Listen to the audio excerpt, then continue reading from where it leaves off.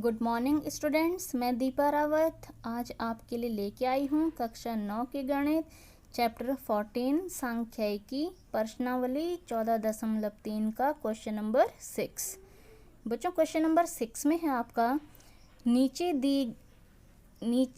की दो सारणियों में प्राप्त किए गए अंकों के अनुसार दो सेक्शनों के विद्यार्थियों का बंटन दिया गया है। आपको दो सेक्शन दिए गए हैं और बच्चों ने कितने अंक प्राप्त किए हैं उनकी बारंबारता आपको दी गई है।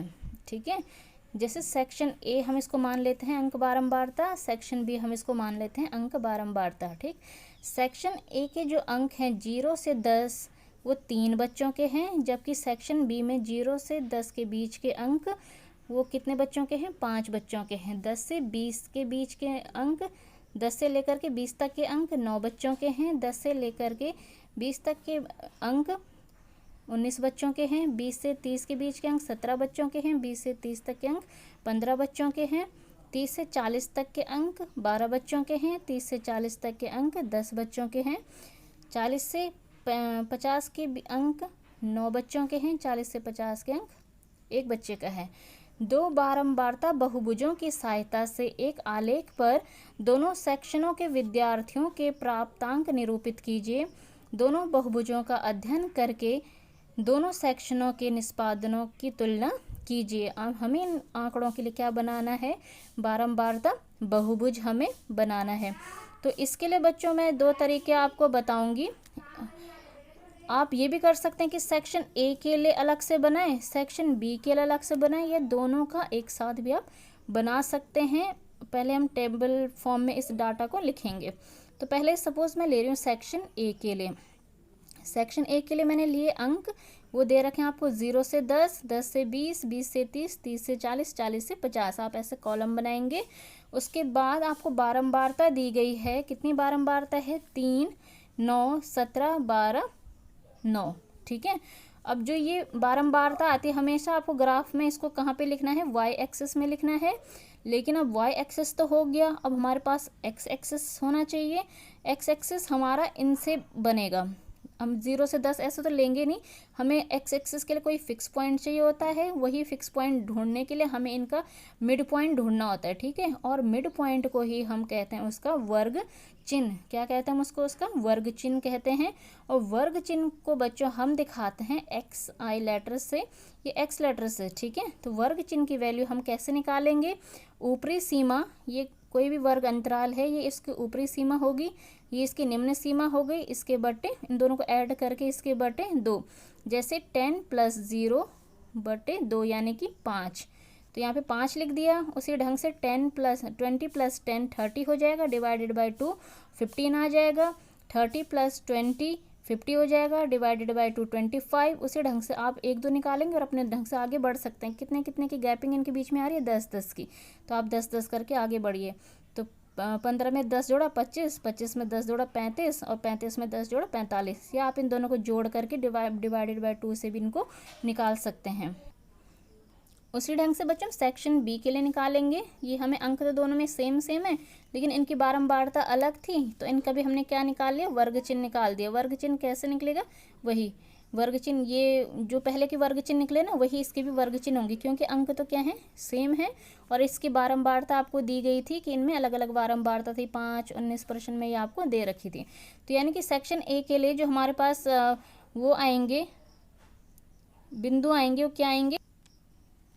5,3, 15,9, 25,17, 35,12, 45,9। और जो सेक्शन बी के लिए आएंगे 5,5, 15,19, 25,15, 35,10, 45,1। और इन्हीं बिंदुओं को हमें किस में प्लॉट करना है? ग्राफ में भी प्लॉट करना है। इसी से हमारा क्या बनने वाला है बच्चों? फ्रीक्वेंसी बारंबारता ग्राफ हमारा बनेगा। और अभी मैंने ये बोला कि आप दोनों को एक साथ भी लिख सकते हैं। आपकी इससे क्या हो जाएगी? स्पेस बच जाएगा। इसके लिए मैंने ब्लू पेन से अलग से सॉल्व किया इसको। इसमें सेक्शन ए व बी के लिए हम क्या लिखेंगे? अंक लिखेंगे, इनका वो लिखेंगे, वर्ग चिन्ह दोनों का सेम आएगा। वर्ग चिन्ह निकालने में बताया था ये वाले, है ना। और यहाँ पे क्या दे रखे आपको? बारंबारता, सेक्शन ए की बारंबारता और सेक्शन बी की ये बारंबारता। तो इतने से कॉलम से भी आपका काम चल सकता है। ठीक।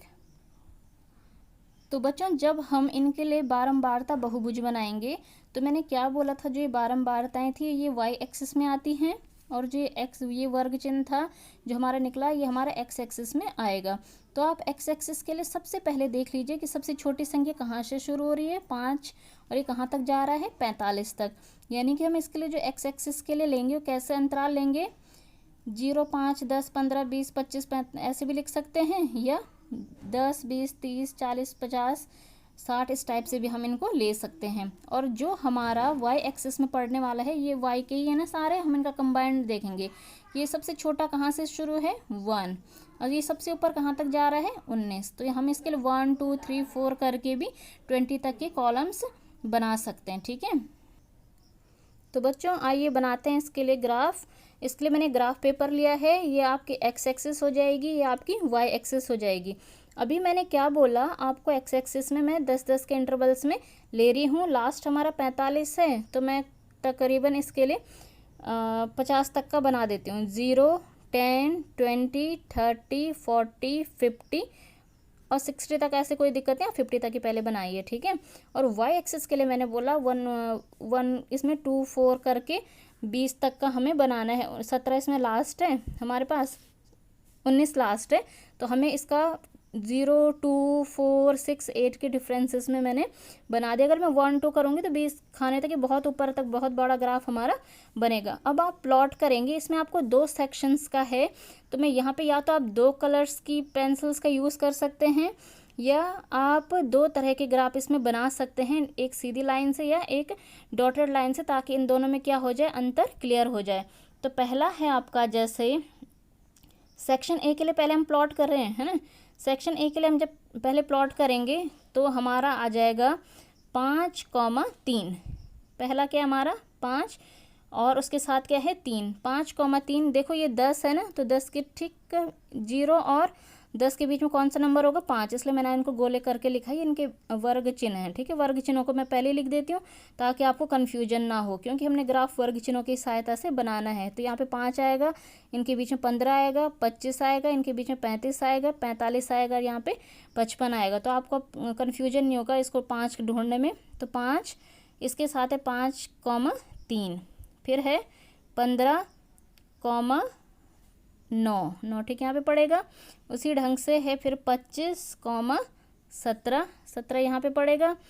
फिर 35, फिर आपका 35,12, 35,12 ये आगे वाला बिंदु। फिर आपका 45,9। अब आपने क्या करना है, एक स्केल लेनी है और स्केल की हेल्प से इन लाइन को बिल्कुल स्टेप वाइज मिलाना है।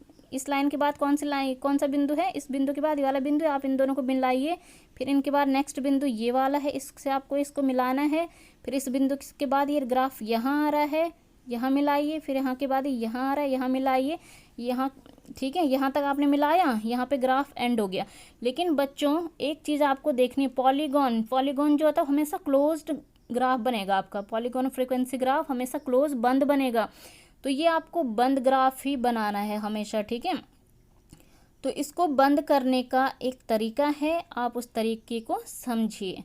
आपको इसके वर्ग चिन्ह देखने हैं कि वो कितने कितने के अंतर में आगे बढ़े थे, है ना। तो जैसे पहला वर्ग चिन्ह था आपके पास 5, अगला था कितना 15, तो कितने के अंतर में ये बढ़े, 10 के अंतर में बच्चों आगे बढ़ रहे हैं ना, सारे 10 के अंतर में बढ़ रहे हैं। तो हमें जब इसका क्लोज करना होता है ग्राफ, तो हमें भी उसके आगे की 10 आगे की वाली संख्या लेनी पड़ती है। जैसे मैं आपको बताती हूँ ग्राफ में, जैसे यहाँ पर ये 5 पे है ना, तो इसके जो पहले वाला वर्ग चिन्ह रहा होगा वो इससे 10 कम रहा होगा, है ना। तो आप क्या कर लेंगे, इसमें 10 इधर को बढ़ेंगे तो किधर होगा, ये 5 तो यहाँ तक हो गया और फिर 5 ही यहाँ तक हो गया, टोटल 10 हो गया ना, क्योंकि 5 से ले रहे हैं हम। 5 से इधर जाएंगे तो माइनस का ये क्या आ जाएगा 5, तो यहाँ पे ये क्या हो जाएगा बच्चों, आपका क्लोज ये ग्राफ होने वाला है। एक बार इसको फिर समझ लीजिए, 5 है, आप इधर को क्या बढ़ रहे हैं, 10 बढ़ रहे हैं ना। 5 में से आप 10 माइनस करेंगे तो 5 - 10, 5 10 कम कर रहे हैं ना, इधर को बढ़ रहे हैं लेफ्ट हैंड साइड में। 5 माइनस 10 इक्वल्स टू क्या आ जाएगा आपके पास -5, इसीलिए हमने इसको क्या लिखा यहाँ पे माइनस का 5 लिखा। उसी ढंग से हमारे लास्ट कहाँ पे एंड हो रहा है 45 में। तो 45 के बाद का जो नेक्स्ट वर्ग चिन्ह आएगा वो कितने के डिफरेंस में आएगा, +10 के। तो ये क्या आ जाएगा आपके पास 55। तो यहाँ पे हमने इसको कहाँ पे क्लोज करना है 55 में क्लोज करना है। तो आप इस ग्राफ को 60 तक बना लीजिए, इससे कोई फ़र्क नहीं पड़ने वाला, ठीक है। तो आपने इसको 10 आगे बढ़ा लिया। अब हम करेंगे सेक्शन बी के लिए प्लॉटिंग। सेक्शन बी के लिए जब हम प्लॉटिंग करेंगे तो हम देखेंगे वर्ग चिन्ह तो ये सेम थे, लेकिन इसकी बारंबारता क्या थी, अलग थी। 5 5 15 19 25 15 35 10 45 1। तो आइए इनको प्लॉट करते हैं। पहला है आपके पास 5 5, ये 5 हो गया। तो अगला 5 मैंने क्रॉस से दिखाया ताकि आपको डिफरेंस क्लियर हो जाए, ठीक है। 5 5 यहाँ पे 5वां बिंदु यहाँ पे आएगा। अगला है आपके पास 15 19 15 और फिर जाएगा ये सीधे 19 कहाँ पे जाएगा, यहाँ पे। एक क्रॉस का चिन्ह यहाँ पे लगा दिया। फिर 25 के बाद 15, 25 के साथ क्या है 15, एक क्रॉस यहाँ पे लगा दिया। फिर 35 और एक क्रॉस यहाँ पे 10, फिर 45 और एक क्रॉस यहाँ पे। अब हमने क्या कर लिया बच्चों, क्रॉस को जोड़ लाइन से मिला लिया और डॉटेड लाइन से मिलाएंगे ताकि हमें अंतर इनका क्लियर हो जाए। एक क्रॉस ये है, एक क्रॉस ये, डॉटेड लाइन से दोनों को जोड़ा। फिर नेक्स्ट क्रॉस यहाँ पे आएगा, इसको जोड़ा। फिर इस क्रॉस के बाद नेक्स्ट क्रॉस यहाँ पे, इसको डॉटेड लाइन से जोड़ा। फिर है आपका एक क्रॉस के बाद नेक्स्ट क्रॉस यहाँ पे डॉटेड लाइन से जोड़ा। अब हमें इस ग्राफ को खुला नहीं छोड़ना है, इसको हमेशा हमें क्लोज करना है। तो जैसे हमने पहले क्लोज किया था वैसे ही करना है। एक बार हम पॉइंट्स डिसाइड कर चुके हैं तो वहीं यहाँ पे हमें फिर दूसरे को भी वहीं पे मिलाना होता है।